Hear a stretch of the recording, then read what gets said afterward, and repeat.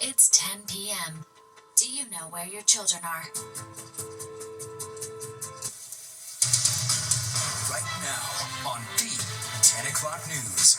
A sea of flags and marching bands lining Fifth Ave. It's one of the nation's biggest honors for those who have served in uniform. We're going to take you to New York City's annual Veterans Day Parade. And will tomorrow be the big day? House members are heading back to Washington preparing to pass the funding bill to end the government shutdown. And winter arrives early. New York City seeing its first snowfall of the season, along with the coldest night of the season so far. Good evening. Thanks for being with us. I'm Steve Lacey. And I'm Natasha Verma. Welcome to the 10 o'clock news. Temperatures are dropping into the 30s tonight, and the wind is not helping. All right, if you blinked this morning, you may have missed it.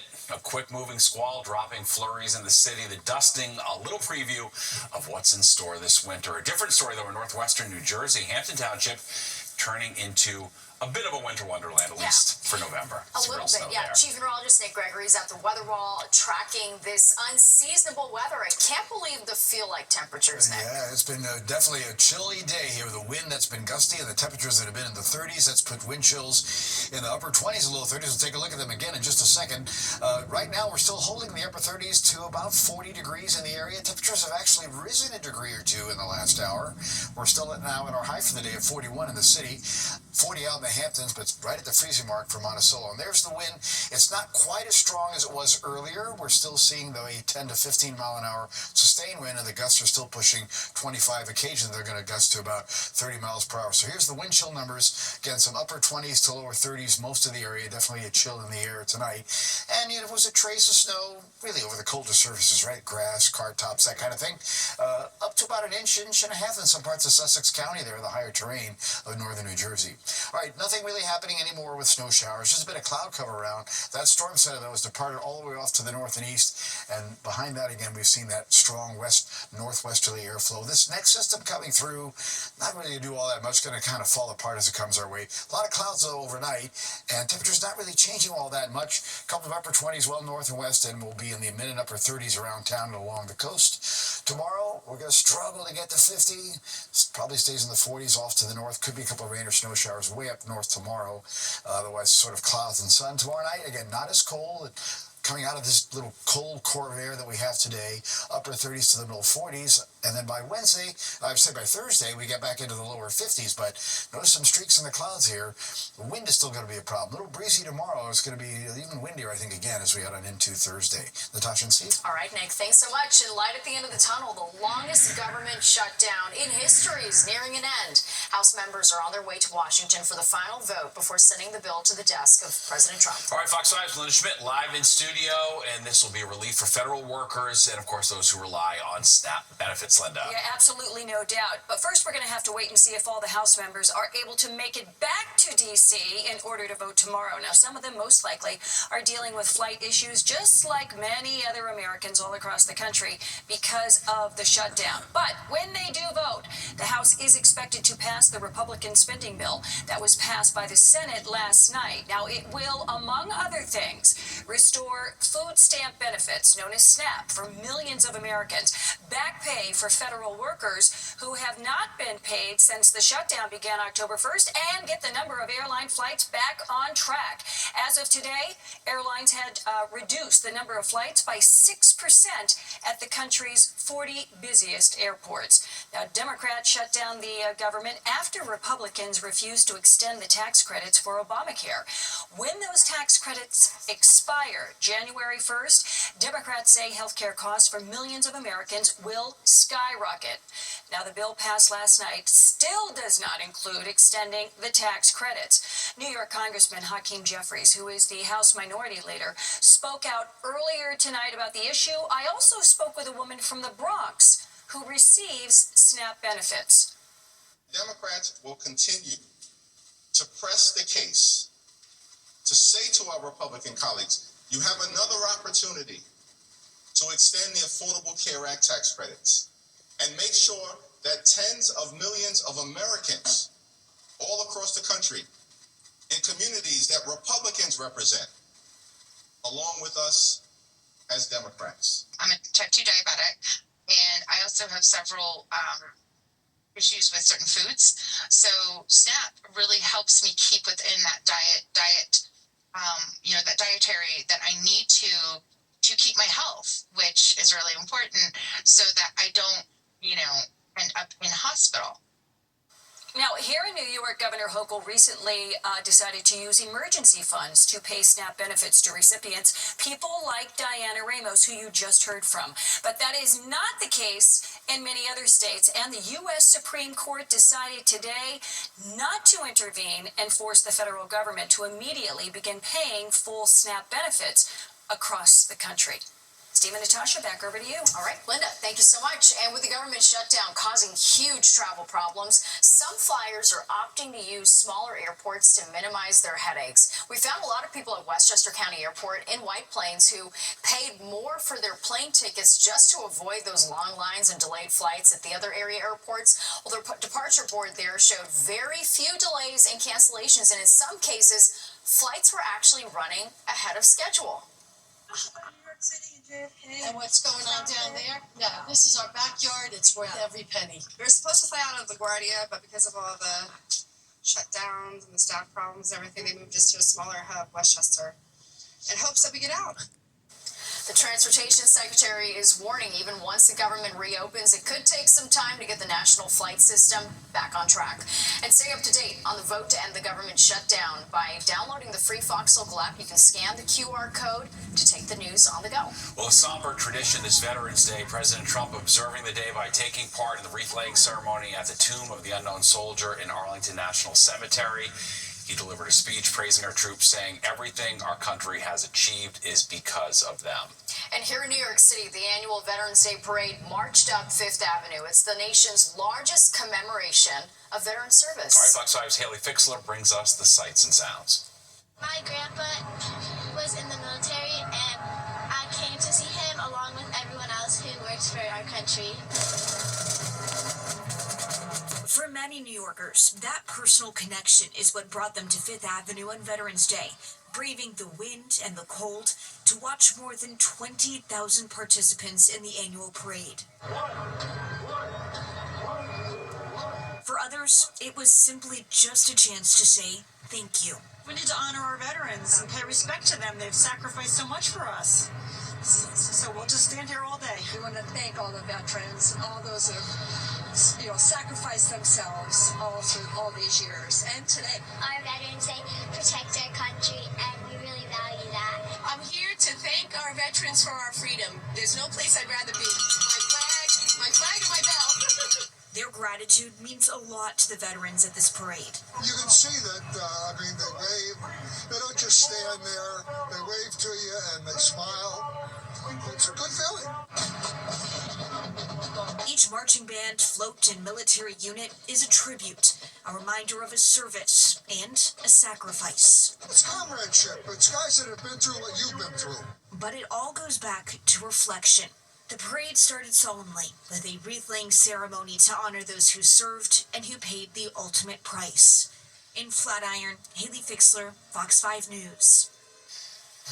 And Fox 5 proudly salutes our nation's veterans and the organizations that serve them every day. We believe our veterans deserve to live with dignity and independence, not on the streets. That's why we're making Camo our cause in support of the Honor U.S. Vets campaign. You can join us by buying limited edition Fox U.S. Vet swag, making a donation, and wearing camo this Veterans Day. Post your camo on your socials with the hashtag Honor U.S. Vets. And to donate, shop, and learn more on how you can help U.S. vets prevent and end veteran homelessness, you can scan the QR code on your screen or visit go.fox/USVets. Well, some NYCHA residents living in the cold. Yeah, weeks after their building partially collapsed, the heat and gas are still not on. Their plea to the city to fix the problems. In a search for a suspect after someone damaged nearly a dozen NYPD cars in Queens, we are live from the crime scene. And an alert for parents, what you need to know about the baby formula recall.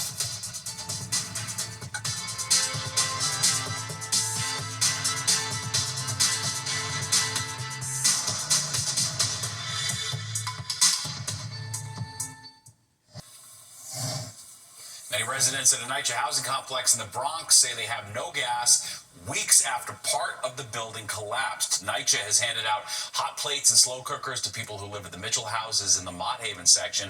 The agency has also posted letters about the gas outage on each tenant's door as temperatures outside have dropped. I just have blankets, which still leaves me cold. I have lupus. My bones, it affects it, the fibromyalgia. I have MS and the vascular neoporosis. Any cold conditions I cannot live in, I cannot be in. Health-wise, I am debilitated in here. A lot of old people here too, that they have home attendant during the day, but in the nighttime they can't move. So it's very sad. Knight just says it's working to get the gas turned back on. Meanwhile, repairs are still underway to fix the collapse that happened more than a month ago, caused by a suspected gas leak. Well, a search for a suspect tonight after a dozen NYPD vehicles are discovered with their windows smashed in. All right, Fox 5 Sharon Crowley live in Jamaica, Queens with the details. Sharon. Yeah, we're right next to the 116th precinct. You can see this NYPD cruiser is in fine shape, but 11 police cars were damaged, some of them unmarked. Take a look at some of the video that we got for you. You can see from the smashed windows, it looks like someone threw a rock or something into the windshields, smashing them. It is right next to a brand new building, or a relatively new one, so certainly there are security cameras everywhere. What's important to note is that nobody was injured. There were no police officers in the cars at the time. This happening yesterday, just before midnight. Now, the cars were parked out here on the street, and tonight we saw a number of officers out here on foot patrol around the building here. And as I said, it's not clear what the motive was of this vandalism. And we checked with the police. We were trying to find out if they have any leads. You got to figure that they have cameras all over the place, so certainly they'll be able to catch these vandals. We're right next to the LIRR as well, and so there are some foot traffic of people coming off the trains, coming home from work into this neighborhood tonight. But police say the damaged cars were towed away, and right now, tonight, they're just trying to figure out who would do this and why. For now, I'll send it back to you in the studio. Very well. All right. Thanks, Sharon. A Bronx man facing a murder charge tonight, accused of stabbing a woman to death inside a Harlem apartment building. Police arresting 41-year-old Luis Marquez. They say the attack happened early yesterday morning at a building on West 129th Street. Officers responding to a 911 call found the victim, 47-year-old Carmen Lopez, with stab wounds all over her body. Police say she lived in the building.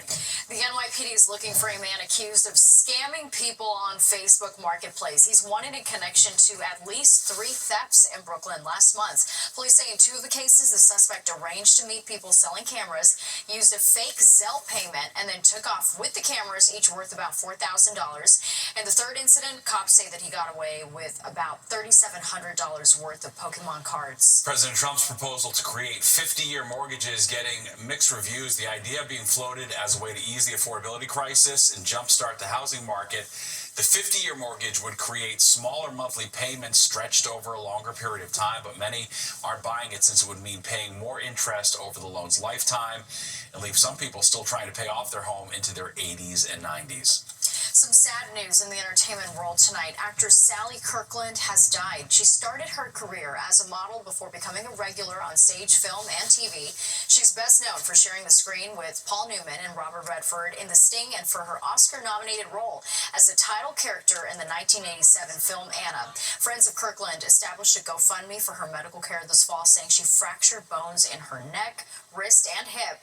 And while recovering, she also developed infections requiring hospitalization and rehab. As a representative for Kirkland says she died this morning in Palm Springs, California. Sally Kirkland was 84 years old. Wendy Williams could be closer to getting her freedom back. She's been under a guardianship, of course, since 2022 over health concerns. But TMZ is reporting that she has tested negative for the medical condition a judge has been using to justify that guardianship. The condition known as frontotemporal dementia. Sources tell TMZ that Williams was recently evaluated by a neurologist who found she does not have the condition. Her legal team is expected to file papers in the next 2 weeks asking for a hearing that could terminate her guardianship permanently. Well, baby formula maker ByHeart is recalling all of its products as the FDA and CDC investigate an outbreak of botulism tied to their products. At least 15 infants have been suspected or confirmed cases of botulism across 12 states, including New Jersey and New York. Fox 5's Teresa Priolo has the warning for parents.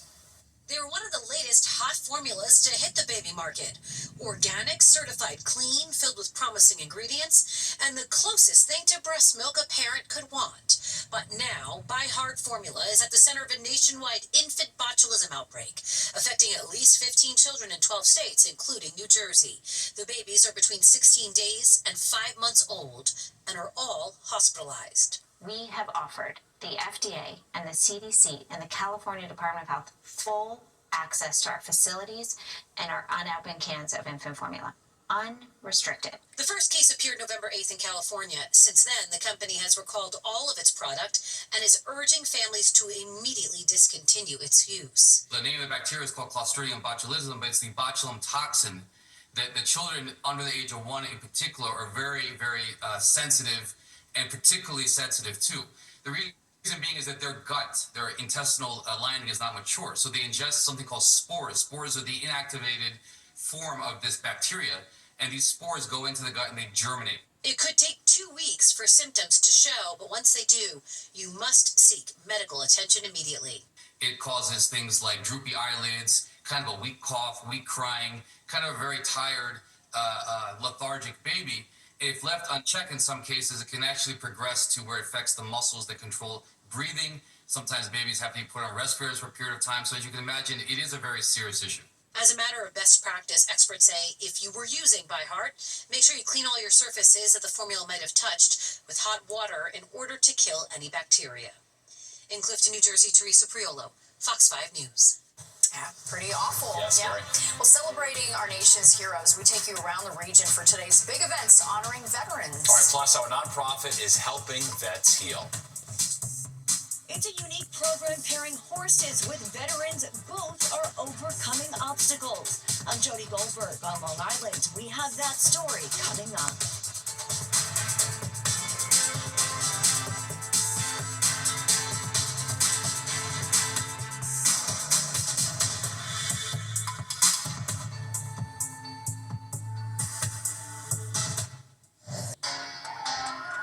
In Orlando, some of the best memories are made in the moments in between. And that's what makes Orlando unbelievably real.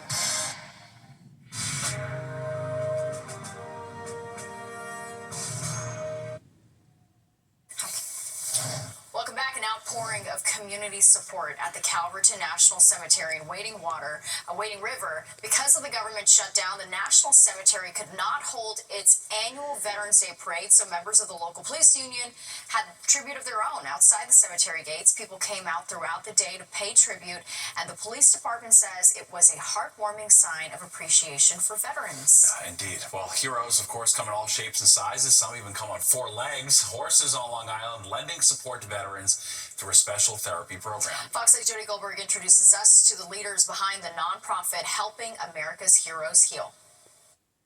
On this bitter, cold, and blustery Veterans Day, healing happens quietly on a ranch far back from the busy sounds of Long Island.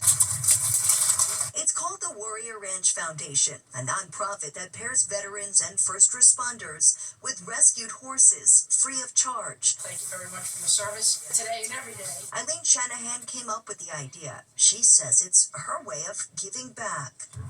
There have been veterans that have come in here in their 20s to their 80s, some that have been on the verge of suicide. And after coming here, they have said this ranch has saved my life. Jeffrey Costa is one of them. Coming home, kind of had the ideal situation from the outside looking in, and then kind of all surfaced how much I was suffering internally with the suicide attempt. The Army veteran was helped here, and now he's helping others. You can see the kind of weight lifted off their shoulders. And the smiles resurfaced their faces. Now let go, see how we responded? Damian Capone grooms and guides the horses through obstacle courses, challenges that look a lot like the ones they faced off the farm. You learn about your breathing, your techniques, working with the horses, you letting go of your anxiety. That was a big release on his part. Our horses have come from some kill pens. You've seen Sully, he's got one eye. He had a real rough life. And the connection runs both ways. The veterans gain confidence, the horses gain trust. both get the chance to start over. There's a huge problem with veterans feeling like their uniform defines them. They forget who they are as people. Our goal is to rescue, retrain, and repurpose those horses and get them a forever home. Vietnam vet Louis Goyette says service never stops. If I can help anybody, it's a joy for me. The nonprofit has worked with nearly 500 veterans and first responders. It takes vulnerability to heal, and you did it in combat. Now it's time to heal in our communities. It's my honor to give back. Working together to find peace, purpose, and hope. In Calverton, Long Island, Jody Goldberg, Fox 5 News. And Fox 5's Veterans Day coverage continues. We're going to take you to the deck of the Intrepid to hear why this day is important to the men and women who served in uniform. And a mobile food pantry helping families struggling to stay fed as SNAP benefits remain tied up because of the government shutdown.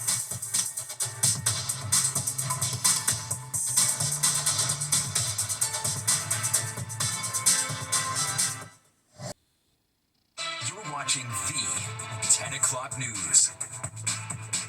The city pauses to honor America's heroes. Ceremonies held across the 5 boroughs to celebrate veterans in grand fashion. Welcome back to the 10 o'clock news. I'm Natasha Verma. And I'm Steve Lacey. On this Veterans Day, New York is honoring sacrifice and service, including at the Intrepid. Fox 5's Arthur Chien is live in the newsroom with a look at today's event. Hi, Arthur. Hi, Natasha. Steve, if you wanted to participate in some way today, you did not have to travel far. Veterans Day events were held across the tri-state area, including on a river, the Hudson River, at the Intrepid Air and Space Museum. Well, they honored military service as part of their annual Veterans Day ceremony that included a wreath-tossing tribute into the Hudson River. Today's event honoring the sacrifice of the men and women who have served the armed forces on our behalf. The Intrepid aircraft itself is a veteran of World War II, and since 1982 has continued to serve as a floating museum. The city's Veteran Services Commissioner spoke about why today is a profound day. We, as a citizenry, we see these physical things, but what really matters is we also see the spiritual things. We see through you to your soul. We recognize all that you have given up, all you dedicated and sacrificed this Veterans Day season, and to be clear, every day is Veterans Day. And outside the tri-state, President Trump honoring veterans today, laying a wreath at the tomb of the unknown soldier at Arlington National Cemetery. He was accompanied by the Vice President and the Veterans Affairs Secretary Doug Collins. The tomb of the unknown honors unidentified U.S. soldiers who have been killed in combat. It also houses the remains of unknown soldiers from World War I, World War II, and the Korean War. And New York City Mayor-elect Zohran Mamdani took time out to honor veterans this morning in the Bronx. Mamdani helped distribute food to veterans along with Volunteers of America. This was in the Parkchester neighborhood. He then dined with them and took photos with the veterans. Mamdani called out the struggles many veterans face here in the city and thanked them for their service. And in New Jersey, Governor Phil Murphy celebrating Veterans Day with a special announcement prior to attending a ceremony at the New Jersey Vietnam Veterans Memorial in Holmdel. Murphy pardoned 11 veterans. The governor says the move is part of his commitment to rehabilitation and respect for those who serve our nation. Several veterans groups are commending the governor for issuing those pardons tonight. Now, companies, including retailers, also showed their appreciation to veterans today, many of them offering free meals, if not coffee, or discounts at everything ranging from museums to movies to car washes. Steve? Very well. All right, thanks, Arthur. Legislation that would completely overhaul how crypto is regulated is starting to move forward. The Senate Agriculture Committee releasing a bipartisan draft for its portion of the bill. It focuses on giving the Commodity Futures Trading Commission, the CFTC, the power to regulate digital asset commodities, things like Bitcoin, partially shifting oversight away from the Securities and Exchange Commission. That legislation a top priority for both the crypto industry and the president, but Democrats have raised concerns about the Trump family's business dealings in crypto, and the bill still has a long way to go. This is, crypto is an incredibly important opportunity for America's future. If we don't lead on crypto, other countries will fill that void. It's a huge job creator. In a statement to Fox Business, New Jersey Senator Cory Booker said this discussion draft is a first step, and we still have significant work to do before advancing the legislation out of committee and onto the Senate floor. Well, relief delivered right to the doorstep of people in need as SNAP benefits remain in limbo. All right, a food pantry on wheels stopping by the Douglas houses on the Upper West Side. Fox 5's Lisa Everest shows us the help came just in time for people who live there. This is in November that the city's nearly 2 million SNAP recipients won't soon forget. The programs with no benefit, the programs mostly elderly, disabled, and low-income working families have had to rely on food pantries and food distribution sites in order just to eat. And here at the Douglas houses, like always, they're coming together to help each other out, not just their immediate neighbors, but also the surrounding community as well. Now, the New York Common Pantry truck was here at the Douglas houses today and has been now making regular visits here. Pantry workers unbox the food while resident volunteers help organize it to pack the bags given out to the people. Many bring their own shopping carts. To be fair and make sure it goes to the right people who actually need it, they must show an ID. Now, this woman allowed us to follow her home to see how empty her cabinets were before she restocked them with food items from the Common Pantry. From the pop-up here at Douglas houses, Resident Association President Carmen Quinones, who organized it all, says she now keeps the center open every day because people stop by desperate for help. Here's what she told us. Yesterday we had 200 and something people here. Carmen took care of them by herself. Today 120, right? We got people actually not paying rent because they need to pay food. What kind of stuff is that? This is New York City. We built this country. Everybody's in need. It's been a lot harder now that everybody has to worry about where their income is coming from, where their money is supposed to go. We have a lot of children in the neighborhood. The daycare is actually right behind us. Where I also have they also serve free meals. My daughter's in 3K right now, and we're trying to put together a toy drive to give to the needy as well. We have to come together as a family, as a unit, as a community. Another thing that's happening here is the informal networking with information that's going on. Residents, community leaders, community groups, and churches are sharing information about who is offering what on any particular day, whether it be hot meals or pantry programs like this. At the Douglas houses, I'm Lisa Evers, Fox 5 News. The AKC Museum of the Dog is hosting a food drive to help dog owners impacted by the government shutdown. They're asking the community to donate unopened cans and bags of dog food. The museum says those in need can come during business hours and take whatever they need, no questions asked. The museum is open Wednesday through Sunday from 11 a.m. until 5 p.m. It's located on Park Avenue between 40th and 41st Streets. Well, this Veterans Day, Fox 5 is putting a spotlight on different ways to support the brave men and women who have served our country. All right, that includes a nonprofit helping veterans enter the corporate workforce, but they need volunteers. How you can help next.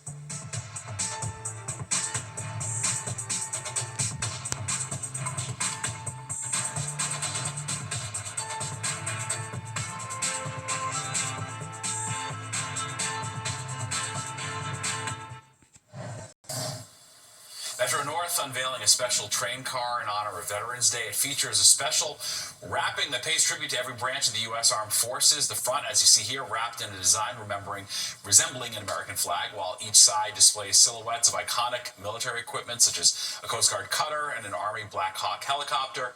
That train's on display in Grand Central today and tomorrow before entering service at the end of the month. And on this Veterans Day, a lot of people are wondering how they can help give back to the men and women of our armed forces. All right, well, I work with one program called American Corporate Partners that allows people to mentor veterans looking to transition from the military to the corporate world. What if I told you there was a way to help veterans that doesn't cost a thing, requires just 1 hour a month, and can be done either in person or via phone or Zoom?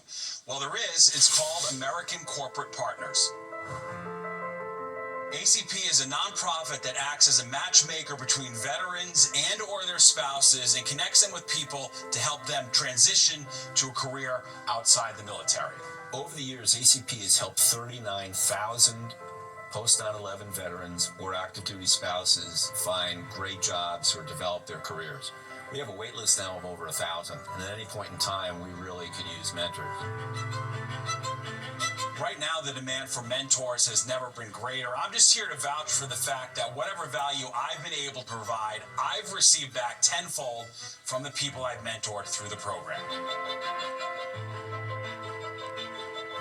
The secret sauce with ACP is the emphasis they place on pairing the right people together.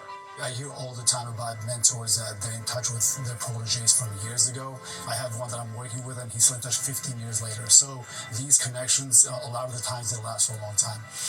And the proof's in the pudding. Richard Comets, who's now the Chief Operating Officer at ACP, actually began with the organization as a mentee when he was transferring from a career in the Army to the corporate world. The challenge is getting a hiring manager to understand what you've done in the military and how that can be applicable and helpful in a civilian job. And so the mentors are usually very helpful at pulling that out of you, asking those questions, kind of telling you this sounds a little bit more like this in the civilian world, and helping you translate those skills into something that's actionable. And again, the ask is just 1 hour a month for 12 months. I've had mentees who've lived in New York. I've met them in person. Others have lived across the country, and I've talked to them by phone or Zoom. Either way, I've found the connection equally meaningful. That's so great. I can't recommend it enough. It's easy. 1 hour a month. You do it for a year. I've stayed in touch with so many of my mentees, in the years ever since. acp/usa.org. Give it a look. It's great. I recommend it. It doesn't take up that much time, but you're Such making a small huge ask, impact. and you believe me, you get as much from it as you give to it, for sure. That's awesome. Yep. All right, you've likely walked by the latest tourist trend without even thinking to stop. All right, the so-called glam bots that have people ready for the close-up. So what's behind this photo op? We'll get to the bottom of that. And Nick is tracking the forecast. Where do we go from here, Nick? Well, I tell you what, it's a little winter preview today, but the next couple of days won't be quite as harsh, but it will still be on the chilly side with some wind as well. I'll tell you about it when the 10 o'clock news returns. New York City is delivering for you every day, everywhere. Major crime is down citywide. A record number of new homes have been created. And a brand new universal after-school program is available for our kids. With safer streets and thriving small businesses, NYC is delivering for families, making this the best place to raise yours. Find out more at deliveringforyou.nyc. I'm Patrick Henderson, proud U.S. Army vet. I was homeless, and U.S. vet set my life back on the right track. They got me everything I needed for a home, and a whole new world opened up for me to start thinking positive. To start living a real life. The people here with the heart they have remind me of the way people was when I was in the military. We come here together, we leave here together. We're all family. Well, those whirling cameras have gone from red carpets to parties and now the streets of New York City. Spinning in circles, the 360 camera zips around capturing video at all angles. Yeah, and the tourist trend is bringing in big bucks for a local teen operating the device. Fox 5's Kendall Green is taking a closer look at the photo op. You probably see these 360 photo booths all the time across the city, but what's unique about this one, here in the heart of Manhattan, it's ran by two teenagers. Most teens and tourists see these 360 photo booths as an easy way to create a lasting memory during their visit to the city. But one teen saw the revolving cams laced with lights and music and thought at just 14 he'd buy one. I've been doing this myself 3 years. Ali Palado's 17 now, and he's been busy at work, curating excitement around his own trio of 360 photo booths. We found them near Radio City, where he lined 3 of his booths up, full of buzz and excitement. It's just one spot among a few he's seen it pay off big time. Maximum I did last year, in this season, winter season, I did 3,500 in a 10-hour. Wow.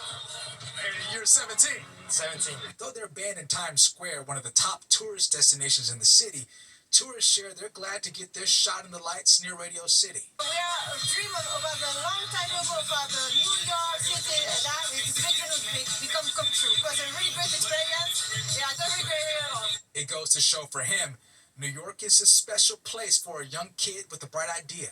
There's a lot of tourists, like a lot of people. And right now for Christmas, they come and visit the Christmas tree, Radio City in my background. They're coming to visit here. In front of Radio City, Kendall Green, Fox 5 News. Yeah, it's great for tourists. For sure. For people who live here, I don't I hate those songs so much. You know, they're so like stereotypical New York. Right. No, Perfect. I can't. He's got the perfect market across from Radio City. I see the allure of it. It is cool to go home and do a little video. Yeah, he's getting paid, so good for him. Might get more competitive if more people see that story, though. So yeah, because there's another booth right around the next corner. to You were there it. this weekend. You said, All right, let's check the weather now with Nick.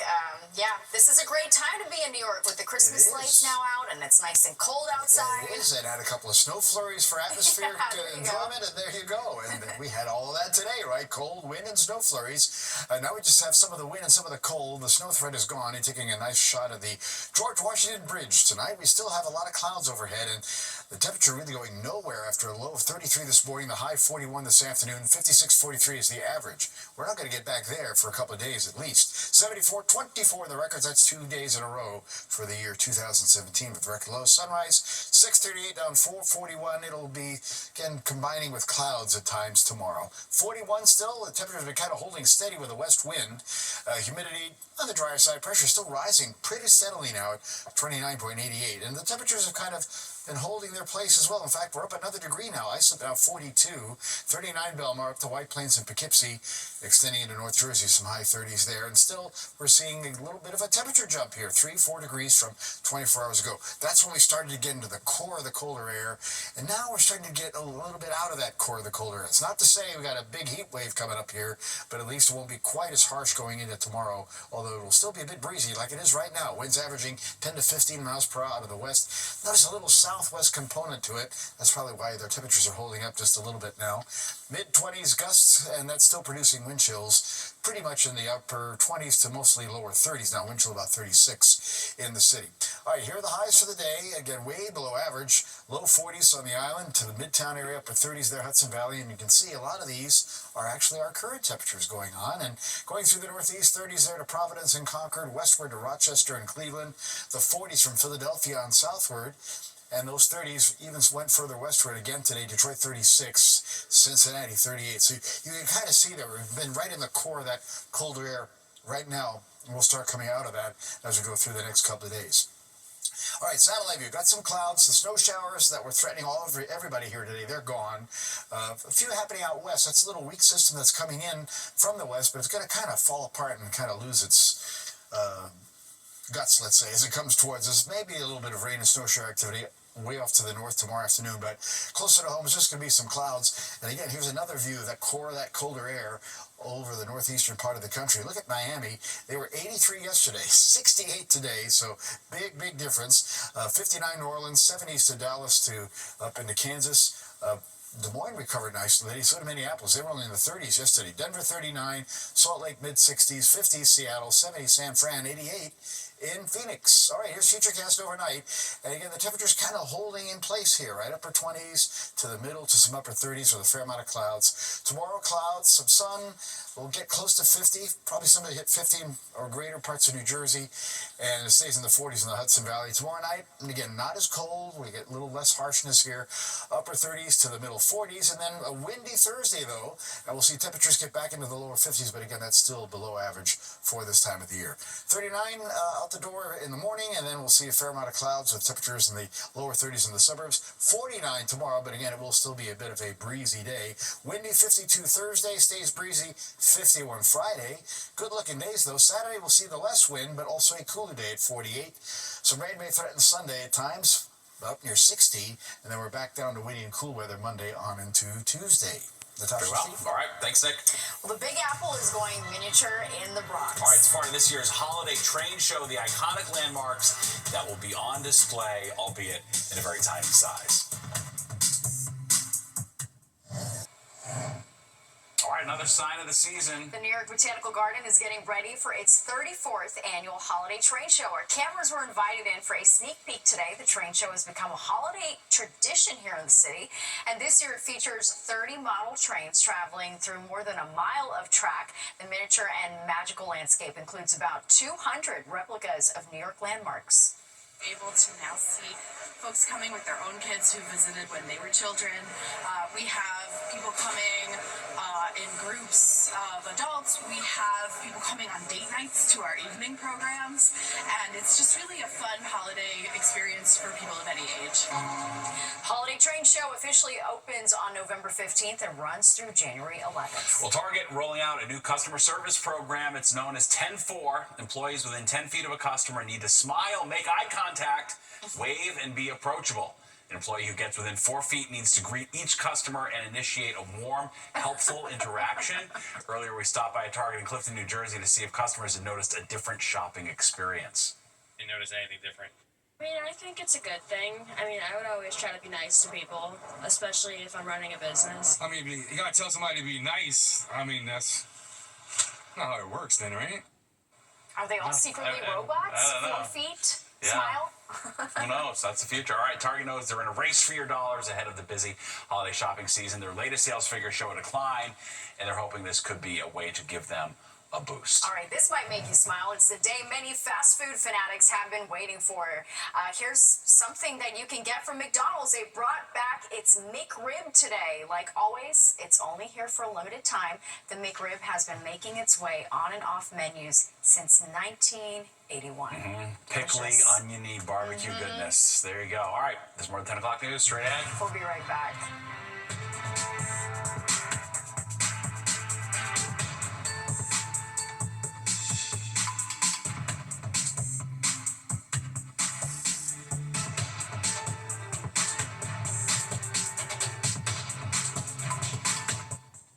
Hit the Broadway stage tonight, reprising his famous role of Draco Malfoy. It's the first time a member of the original Harry Potter film has joined the stage production of Harry Potter and the Cursed Child. The play tells a new story that takes place 19 years after the end of the original series. Felton will take on the role for 26 weeks, with his run at the Lyric Theater ending in May. I can see, for Potter fans, I can see how that would be a big deal for sure. Potterheads, yeah, very Potterheads. exciting. Don't forget that. And don't go anywhere. Good night, New York, with Crystal Young and Ryan Christopher is next. You do not want to miss that. All right, that does it for us tonight. If you missed any part of the 10 o'clock news, you can always catch an encore on our free streaming app, Fox Local. Where you can stream our newscasts anytime. Have a great night. And to all our veterans out there, thank you for your service.